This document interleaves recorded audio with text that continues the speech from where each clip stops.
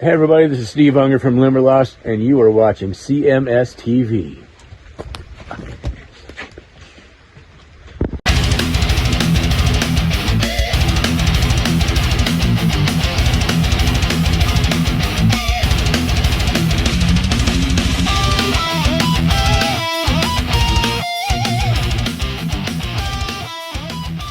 This is Chris Akin Presents. I, of course, am Chris Akin, and today on the show, we are going to be talking some Stainless. It's a record I have been loving here for the past month or so. It just absolutely kicks ass. It's that combination of classic old school, and there's enough modern in the production that you'll like it, where it sounds huge, but it doesn't sound metalcore in any way, shape, or form at all. It's just a great old-fashioned kick-ass record, and here to tell us all about it are the ass kickers themselves. It's Damien and Larissa from Stainless. Hey. Hey. Hello. Hello. Well, guys, let's start right there, man. Let's start with the record itself. Obviously, Lady of Lust and Steel. It's out on March the 20th. I'm gonna take a guess, and then you guys tell me if I'm right or wrong here. But it seems like this did not happen in a short term. Seems like you guys probably spent a lot of time writing, because the songs feel a little different from song to song. Is that true? And tell me all about producing this record. I mean, yeah, it did take a while, didn't it? Well, I kind of, yes and no. So some of the material dates back, years as far as just the riffs and stuff, but the actual construction of the album was done pretty quickly. We kind of set a lofty goal of having it done in like a 4-month period from the time that we started. We had studio time booked, and we kind of had to switch up the lineup last minute, and that just kind of lit a fire under us to just be like, let's not wait, let's just knock it out. So I would say it actually came together pretty quickly, but a lot of this material does date back years. Like I had just a stockpile of music that I kind of cherry picked from. Yeah, I had a bunch of lyrics as well that we kind of just like customize everything to the songs as well. So Sure. yeah. How difficult was it, having a member change right at production time? That's not easy if you have a year. So having member changes right at production time, I have to imagine, was stressful, if nothing else.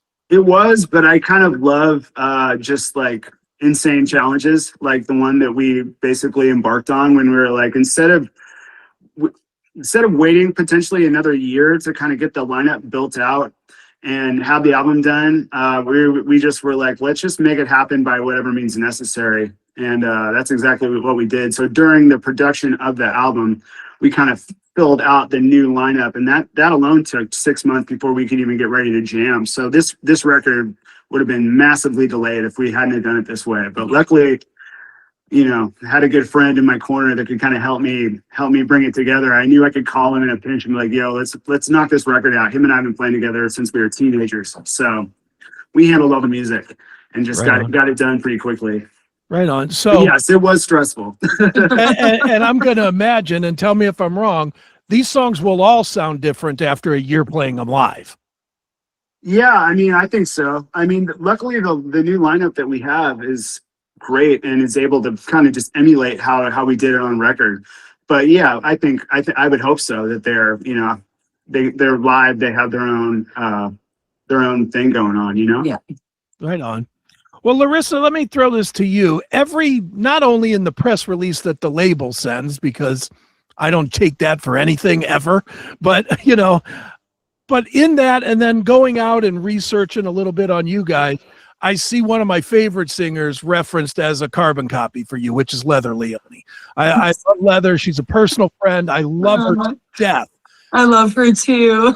It's so, I mean, and I have to imagine it is an honor to be presented that way, not only because she's great, but because she's great at something that even now in today's world of kind of growlers and screamers in the female vocal, she never was quite all that. I mean, she was never, but she has that fierceness, and you have that same thing where it's fierce, but it's clean enough to understand. Yeah. So for you, talk a little bit about not only the comparisons to leather, but you finding your own voice that didn't necessarily play to the trends of what's going on today. Well, the first time I ever sang on stage was actually, which I also get compared to quite frequently. It was a Plasmatics cover set. Okay. But I'm more than honored to be compared to leather also. But yeah, no, I'm happy to have that comparison because she is, like you said, you can hear her vocals just fine, but she has that power, she has that rasp, and even Plasmatics, Yo being such an icon in that realm, because people don't really necessarily expect that to come out of me as well. So I think it is kind of a surprise when people Sure. see us. Yeah. Was there, I'm going to use this term and change it to whatever you want, but was there a line that you looked at where between the tribute thing that you were doing for Plasmatics and for Wendy O. Williams and finding your own voice? Like, you know, obviously you can do the Wendy voice, but you don't want to set your own standard as, you know, a clone. You want to set your own standard as you. Was there a line, and what was it? Was it in presentation? Was it in diction? I mean, what was it for you as a vocalist to establish yourself? I feel like in this album, honestly, I've established more of my vocal style more than ever, which is exciting. I feel like that there was less limitations and more so just kind of like running free with what felt good and what sounded good, and just not holding back. Right on. Yeah. Right on. Well, let's dig into this thing a little bit. Restless and Ready jumps out at me as best song on the record. I love it. Jamie, I know you wrote it. And from what I read, again, I'm taking this from the press release. We'll take it for what it is. But it says that this song was very specifically written with the idea of the live setting in place, not the studio. Tell me a little bit about that. What did you hear that made you think to build it live versus for studio? Was there something in the riff where you could kind of visualize the crowd getting into it, or what was it that made you envision it that way? I think it was probably two things. It was just like the bulk of the song is just got a tempo and a riff that just it's like easy to headbang to. So I just kind of envisioned it loud at a show. It would probably get people's heads kind of doing this and bobbing, you know. It's just kind of got that groove to it. But I also wanted to do a section where everybody in the band takes a solo, you know, bass, 2 drum solos, 2 guitar solos, bass solo, everything. And that's something that's usually not on like kind of like most metal records, you know. But if you go see a band, you know, at least kind of an old school kind of thing, you know, that's like pretty common, you know. I grew up doing like bar band stuff, you know, when I was a kid, and that was like really common, just to like, because you had to play like 3 to 4 sets a night for like 30 to 40 minutes, and you need to stretch it out so everybody would take solos just to kind of like run the clock down. So that was kind of what got me thinking, you know, like something that would just be fun live, like give everyone a solo and just make it over the top. Sure. Now, how does the chemistry work between the band? Do you write music, and then Larissa, do you write lyrics, or does everybody participate in everything, or how does that all come together? Well, this time was a little bit different. Jamie wrote the music for sure, and definitely writes writes a lot of the lyrics and stuff. And we got to collaborate on a lot of that. Yeah. And like for this kind of writing too, it's different. It's like definitely everything kind of has its place. So we kind of just collaborate lyrically, which had been actually really fun, stressful but fun. Sure. Is it hard to define an idea, a lyrical idea, without having the music first? Like, do you have notebooks full of lyrics, and then when a song comes around, you're like, oh well, this could match this if I just change this? Is that how that works? Kind of, yeah. Like I already had a ballad written, and it just like we just kind of customized it to the music that Jamie had written, and it came together wonderfully. I think it's something just kind of gives you a bit of a feeling first, and then you kind of run with that. But sometimes because I am still even currently writing quite a lot. I think that both of us have been trying to do so, and it can just fall together, I think. Some stuff was also written after the music was done. Yeah. And it was just kind of like, I made demos of all the material first. And then we would just listen to them and be like, what does this sound make me feel? Like, what am I visualizing by listening to this? And then, get a couple lines together, and then pretty soon, okay, that's what it's about, Right. Hey, you. Why are you watching this with commercials? Go commercial-free and unlock exclusive content. Become a VIP today on Locals, Substack, or Rumble Premium. Stop waiting. All right, let me play off that. I know a million bands, and a lot of guys say that to me. And then my next question is always, how do you react when the lyrics that come back to you do not match your idea? Neat. Yeah, I mean, either it's like, well, that wasn't what I had in mind, but that's cool, so let's just run with it. Or you're like, yeah, next. Or sometimes you're in the studio and you come up with something else, Yeah. and sometimes it's even better, or yeah. We were down on the wire for a lot of this, so it was kind of like, well, this is working. We don't got time to second guess it. Let's just Time to fuck around. let's just make it happen. And it's kind of a dangerous situation, but I also kind of love being in the hot seat when it's making a record. Yeah. Sure. Do you have any, and this could even be past things, do you have any songs even from the past where you don't like them now because it doesn't fit where you originally thought it was going to go? I mean, honestly, I intentionally, like, our last EP, Nocturnal Racer, was supposed to be an LP, and we scrapped half of it for that reason, because I was like, I have a feeling I already can tell that this is gonna suck. Like, we're not gonna be able to pull this off. So that's why up until this point we've only had 6 songs available, because I'm like, I know these songs are gonna work. We had a lot more material. We've had a lot more material, and nobody's heard it. So Yeah. honestly, I'm good with all of it, because I was like really insistent on making sure that I'm not going to hate this in a year, because I've done a lot of records, and that's happened more often than not, where I'm like, I cannot believe I made that available to the public. This is so terrible. And so I've learned from the past, and like, if I want to like this forever, so just like really make sure that it's going to work. And like, even for the LP, like, I had 18 songs worth of material, and I wanted to do 10, but by song 7, it was already at 32 minutes. So I was like, all right, we gotta. So I second that all down to 8. So ideally, I don't hate any of it ever. Right. Which will be the first time in my life with anything. Come on, learned your lesson. You're both musicians. You'll hate them all in 6 months. I know hate this right game now. enough. Yeah, right now. But like, I know in 6 months, after the dust is settled, I might be like, okay, maybe that isn't too bad. Yeah, we just had a single come out today, and I just like, I've heard it so many times. I'm just like, oh my gosh. That's funny. Well, Larissa, let me ask you this, because listening to the record, and for people that have not heard it yet, it takes you on an adventurous metal ride.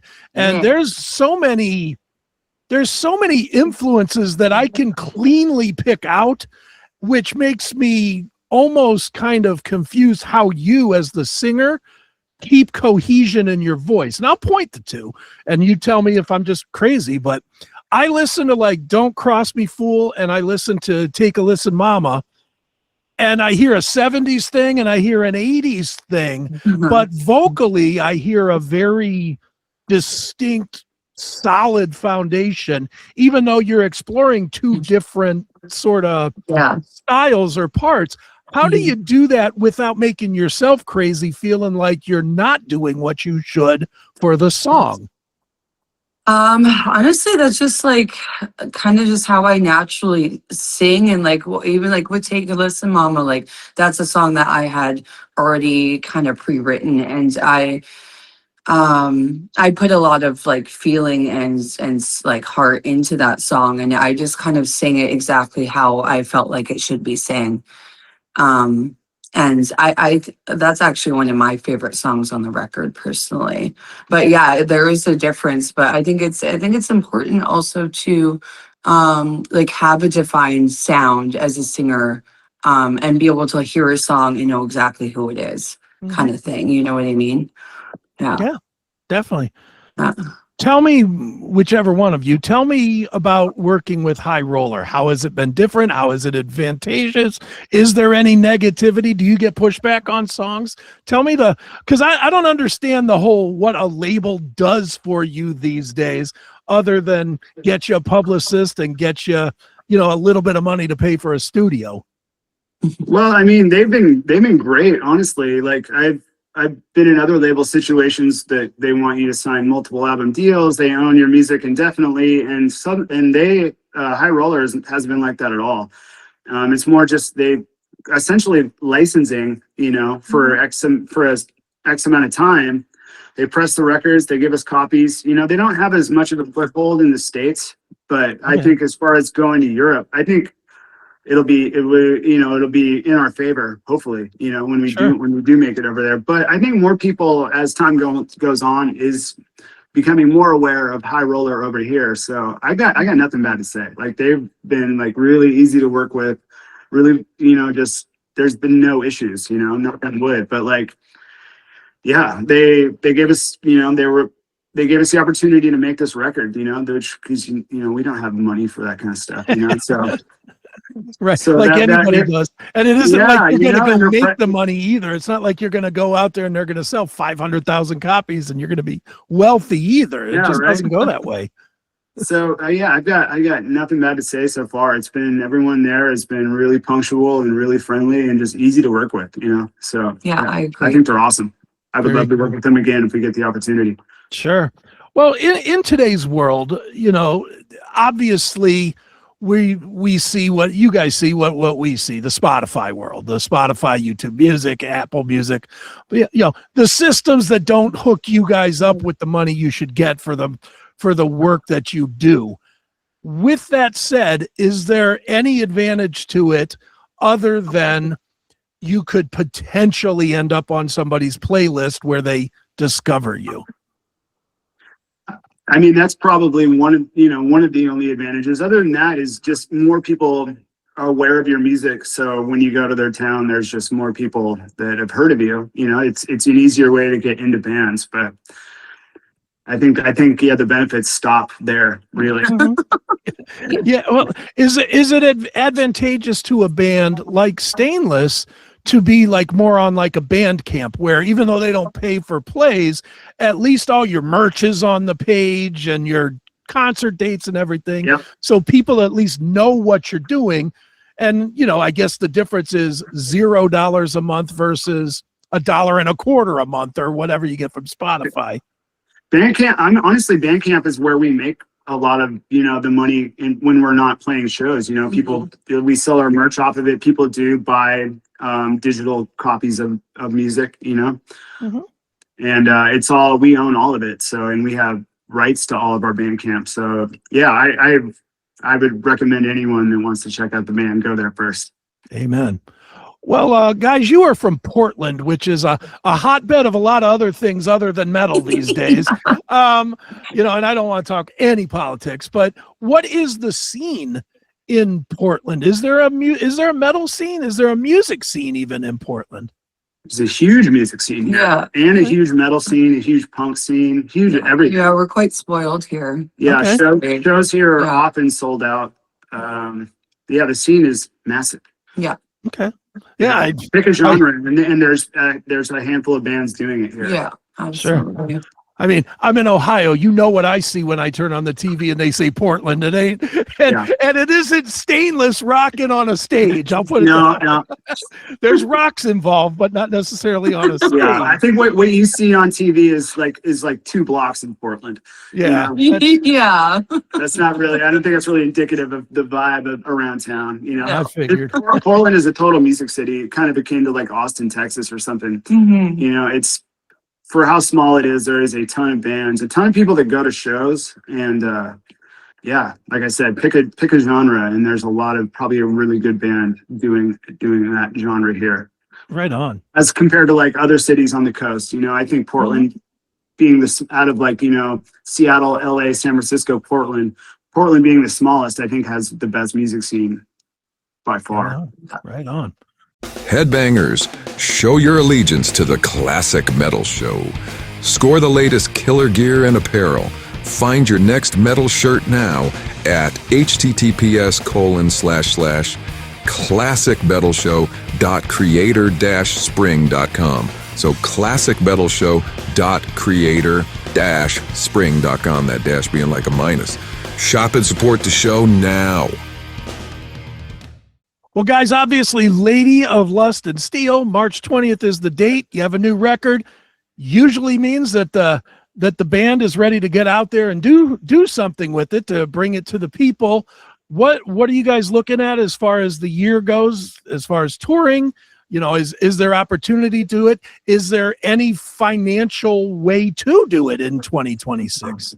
That's an interesting question. I mean, it's hard for a number of reasons for us. One, the first being is that we share members that are in active bands.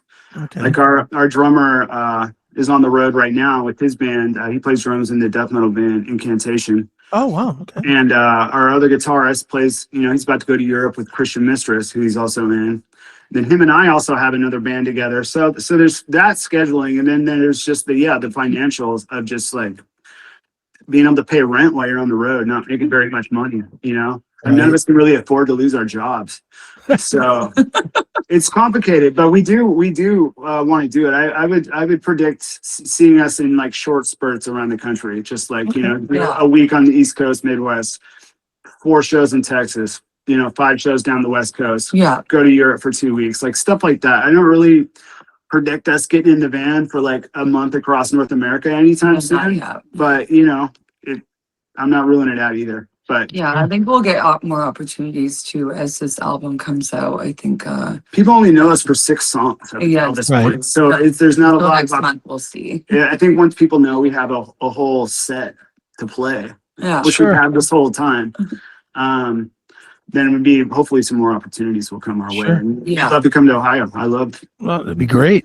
Do you guys see yourselves targeting maybe like maybe like a 4-day weekend with the middle of it being like the Milwaukee Metal Fest or something like that, where you could get in front of a lot of people, you know, in one shot instead of 15 dates to get the same amount of people? No, that would be ideal. That's ideal, But it's just, you know, it's like not something you can kind of book yourself. You got to get the invite for those kind of shows, you know. So if anybody's listening, we'll play your best. Come on, Josta, bring them on. Nice. Well, guys, as I mentioned before, we talked a little bit about Spotify, and we'll kind of wrap it up here. We do not tell anybody to go to Spotify other than to take a listen. If you want to take a listen, fine. Go to Spotify, go to YouTube, play the video. But if you like it, buy something.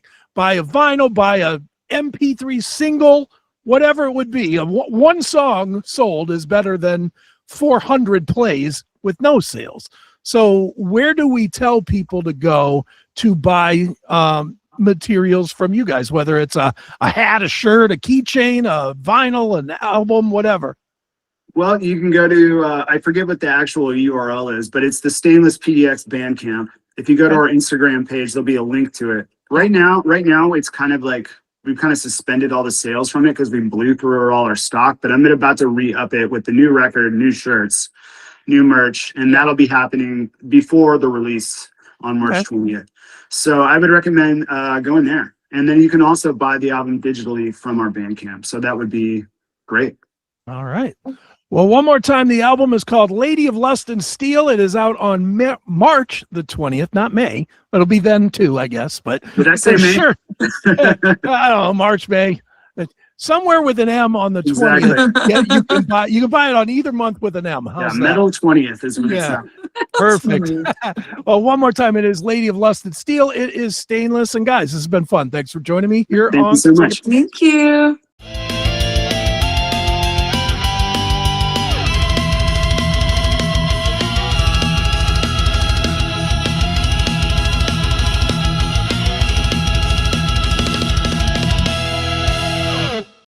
Get more metal in your inbox. The Classic Metal Show is on Substack. Listen or watch for free or subscribe for VIP exclusive content. Find us at cmspn.substack.com.